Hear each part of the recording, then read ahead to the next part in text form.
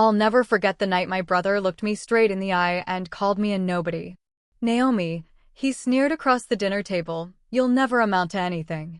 People like you just fade. Everyone laughed nervously, but I sat there swallowing my pride.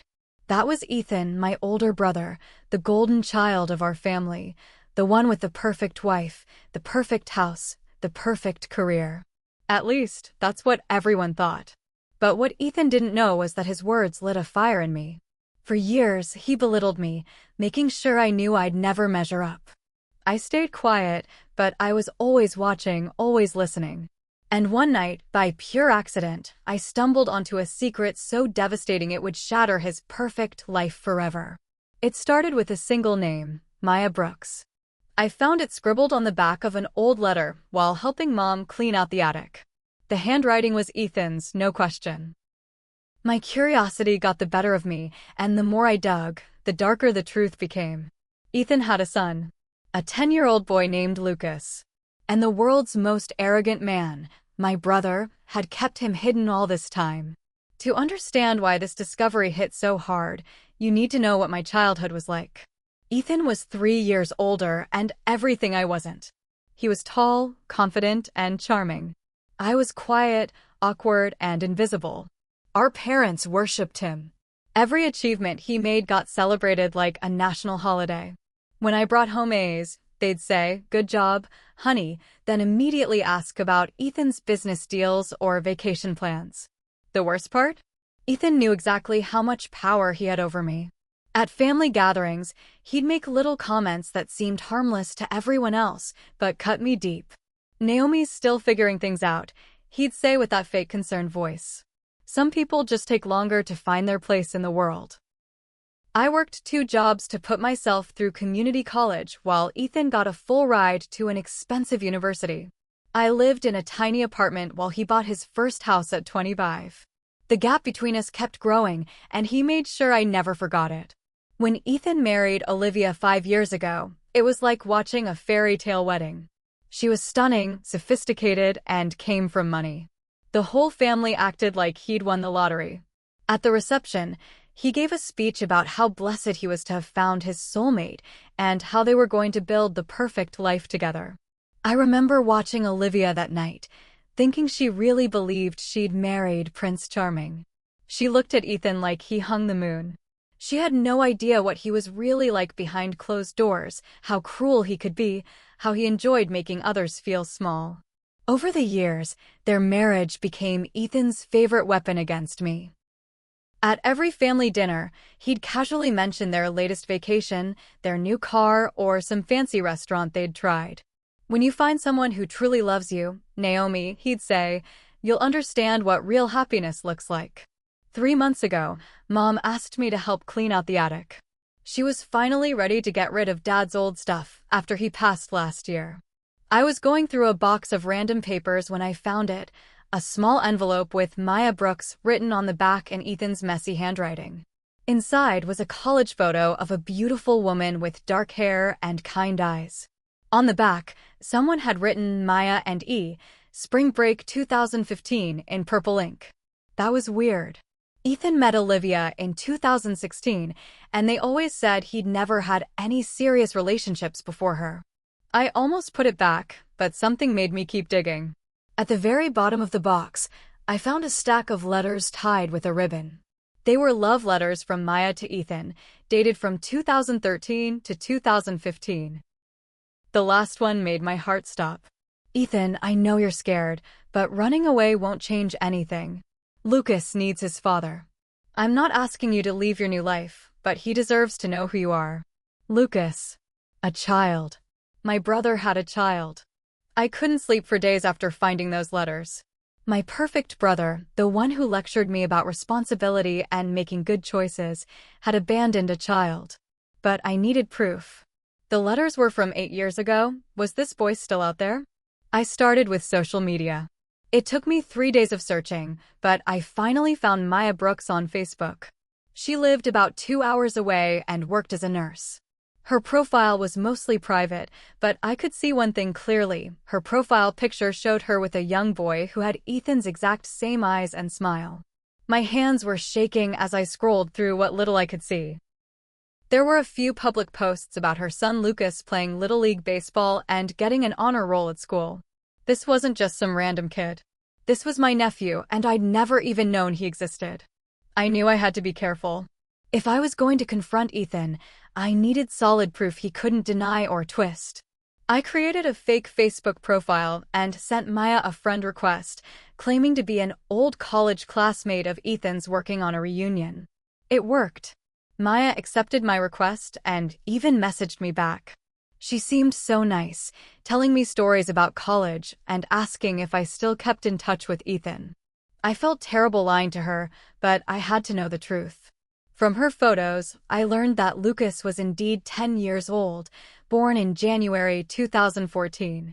I did the math. That meant Maya got pregnant in early 2013, right in the middle of her relationship with Ethan according to the letters. The timeline matched perfectly. But the most damning evidence came from Lucas himself. In one photo, he was wearing a Little League uniform, and his face was turned toward the camera. It was like looking at a childhood photo of Ethan. Same nose, same chin, same mischievous grin.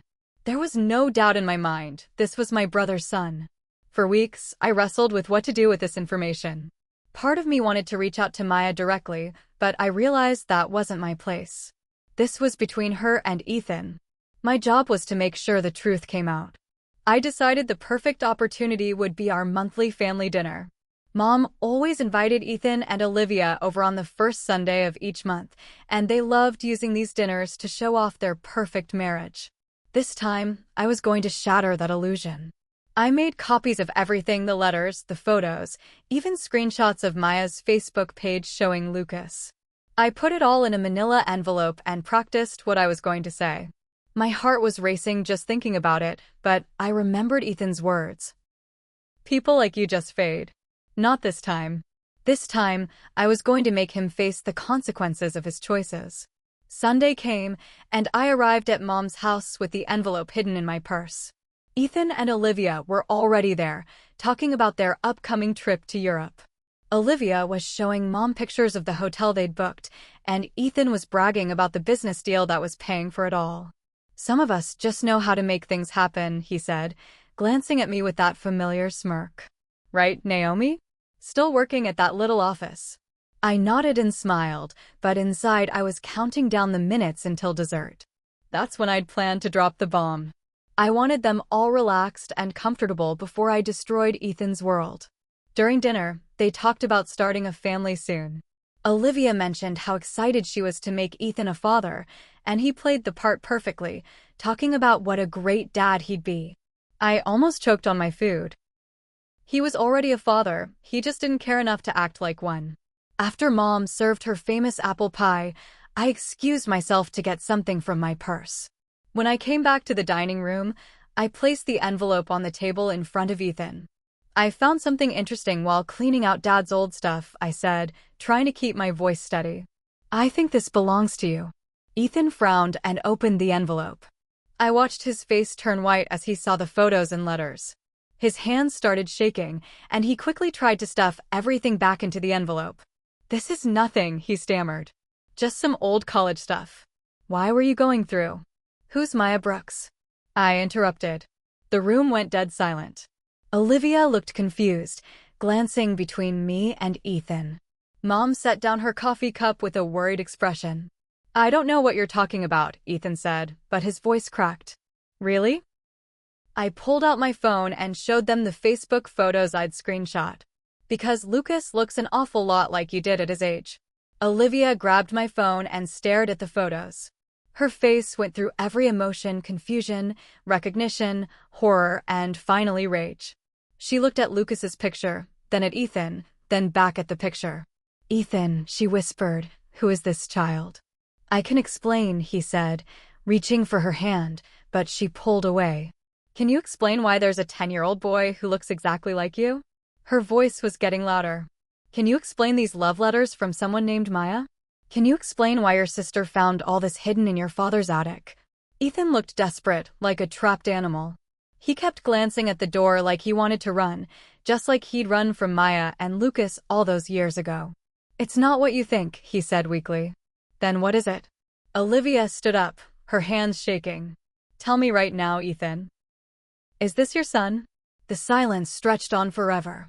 Mom was staring at Ethan with wide eyes, probably doing the same math I'd done weeks earlier. Olivia was still holding my phone, looking back and forth between the photos and her husband. Finally, Ethan's shoulders sagged in defeat. Yes, he whispered. Lucas is my son. The words hung in the air like a bomb had gone off. Olivia dropped my phone, and it clattered on the hardwood floor. Mom gasped and covered her mouth with both hands. You have a 10-year-old son? Olivia's voice was barely audible. You've had a child this whole time and you never told me? It's complicated, Ethan said, but she cut him off. Complicated? We've been trying to start a family for 2 years. We've been to fertility specialists, tried treatments, and you already have a child. She was crying now, mascara running down her cheeks. What kind of monster are you? Ethan tried to defend himself, saying he'd been young and scared when Maya got pregnant, but every word just made things worse. He admitted he'd given Maya money to take care of the problem, but she decided to keep the baby instead. Through his tears and excuses, the whole ugly truth came out. Ethan had dated Maya for 2 years in college. When she got pregnant during their senior year, he panicked. He was already planning his successful life and didn't want a baby to mess it up. He told Maya he wasn't ready to be a father and suggested she get an abortion. When she refused, he broke up with her and transferred to a different school for graduate programs. He sent money for the first few years, not out of love for his son, but to keep Maya quiet. I was building my career, he said, like that justified abandoning his child. I couldn't handle a baby and everything else. So you just pretended he didn't exist? Olivia was furious. You let me believe you'd never been in love before me, never had any serious relationships, and meanwhile you have a son? The worst part was learning that Ethan knew exactly where Maya and Lucas were. He'd been sending money through a lawyer for years, but he'd never once tried to visit or even call. He'd missed every birthday, every school play, every milestone. Olivia paced around the dining room like a caged animal. She kept looking at the photos of Lucas, and I could see her heart breaking in real time. She'd been dreaming of having children with Ethan, thinking they'd be starting their family journey together. Instead, she'd married a man who already had a child he'd abandoned. How much money? She demanded. How much have you been sending them? Ethan mumbled something about $500 a month, and Olivia exploded. $500? For 10 years, you've been secretly sending money to your ex-girlfriend for the child you abandoned, and I never knew? What else have you been hiding from me? She grabbed her purse and headed for the door, but Ethan followed her, begging her not to leave. He swore Maya and Lucas meant nothing to him, that Olivia was the only woman he'd ever truly loved. Each word just made him sound worse. If they mean nothing to you, Olivia said, her hand on the doorknob, then you're even more disgusting than I thought. That's your son, Ethan. You're flesh and blood, and you talk about him like he's nothing. Olivia left that night, and she never came back. Within a week, she'd filed for divorce and moved in with her sister. She wouldn't take Ethan's calls, and when he showed up at her work, security escorted him out. The news spread through our family like a storm. Cousins, aunts, uncles, everyone was talking about Ethan's secret son. Some people were shocked, others said they always knew he was too perfect to be real. Mom was devastated, crying about the grandson she'd never met and wondering how she'd raised a son who could abandon his own child. Ethan's business partners started asking questions too.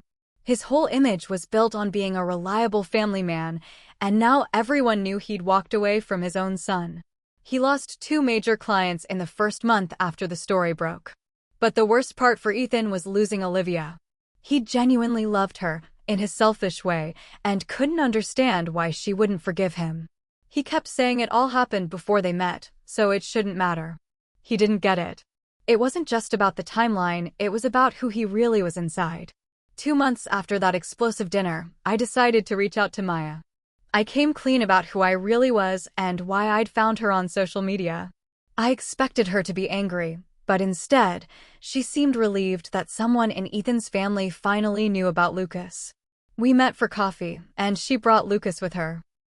Meeting him was surreal. It was like seeing a miniature version of my brother, but with all the kindness and warmth that Ethan had never possessed. Lucas was smart, funny, and incredibly mature for his age. Maya told me she'd tried for years to get Ethan to be part of Lucas's life, not for money, but because she believed every child deserved to know their father. She'd given up hope after Lucas turned 8 and started asking harder questions about why his dad never visited. I used to think maybe Ethan would change his mind someday, she said, watching Lucas play on the coffee shop's outdoor playground. But now I realize Lucas is better off without someone who sees him as a mistake. She was right, but it broke my heart thinking about all the birthdays, school events, and milestones Ethan had missed. This amazing kid was part of our family, and we'd never even known he existed. 6 months later, Ethan and Olivia's divorce was finalized. She got the house, half his business assets, and a significant alimony payment. Ethan moved into a small apartment across town and rarely came to family gatherings anymore. When he did show up, he was quiet and defeated, a shadow of his former arrogant self. I started visiting Maya and Lucas regularly. He calls me Aunt Naomi now, and I've never been happier to have that title. I've taken him to baseball games, helped with homework, and even taught him how to ride a bike, all the things his father should have done but chose not to. Last month, Lucas asked me about his dad. I told him the truth in an age-appropriate way, that his father wasn't ready to be a dad when he was young and made some bad choices. Lucas nodded thoughtfully and said, "That's okay. I have Mom and you and Grandma Sarah now. I don't need someone who doesn't want to be here." The wisdom of that 10-year-old boy brought tears to my eyes. As I was tucking him in that night, Lucas looked up at me and said, "Aunt Naomi, you're not nobody. You're the best aunt ever, and you found me when nobody else cared to look." And that's when I realized something powerful. Ethan had called me a nobody who would never amount to anything. But I was the one who exposed his lies, helped his wife see the truth, and brought his abandoned son into our family where he belonged. I was the one who stood up to the golden child and won. Sometimes the people others call nobodies are the ones who end up changing everything. And sometimes, karma doesn't come from the universe. It comes from the quiet little sister who's been watching and waiting for the perfect moment to strike. My brother thought he could keep living his perfect lie forever. He was wrong. And the nobody he tried to crush?